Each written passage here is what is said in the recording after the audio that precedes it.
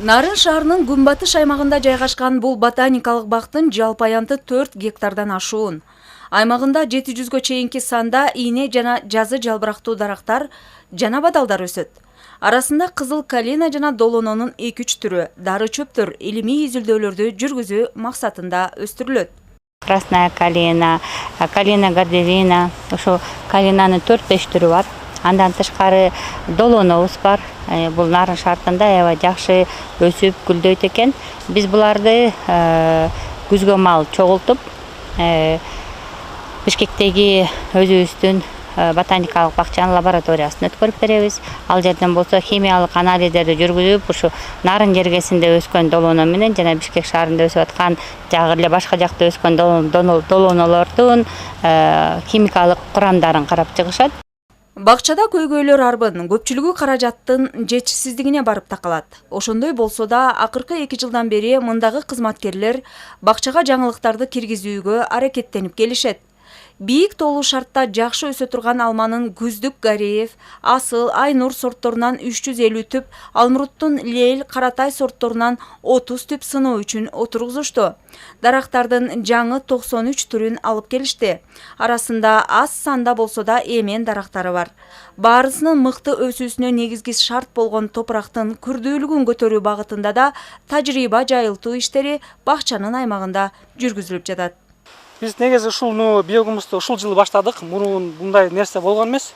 Ушул жылы баштап атабыз. Буюрса мунун келечеги жакшы. Эгер биз мындан биогумусту бул негизи сөөл жылында 3 айдын ичинде биогумусту бериш керек. Бул ошо биогумусту алгандан кийин биз балким дыйкандарга, биз биринчи ушул Ботсаттын ичиндеги территорияга берип көрөбүз бул биогумусту. Эгер жакшы натыйжа берсе, биз ушул дыйкандарга сунуштайбыз. 4,5 гектар аянттагы өсүмдүктөргө кам көрүү оңой иш эмес. Болгону 6 кызматкер эмгектенет. Жекшен Шамшиев жалгыз жумушчу, кароолчулук милдетти да кошо аткарат. Жаз-күз бактарактарды бутоо, дарылоо, отоо жумуштары көбөйгөндө 2 илимий кызматкер жардамга келишет.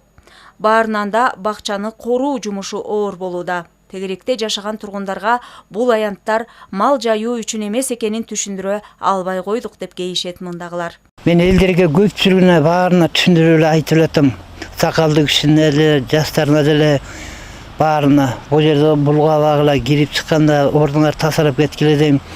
Анан түркүн түшүнбөгөн адамдар бар, зымдарды кыркып, малдарын киргизип салат, уйларын киргизет.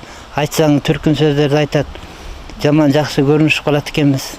Бакчанын тегерегин бекем кылып коруп алуу жана агротехникалык жумуштарды жасоого зарыл жабдыктар, техникалар менен камсыз болуу мындагылардын көптөн күткөн ой тилектери.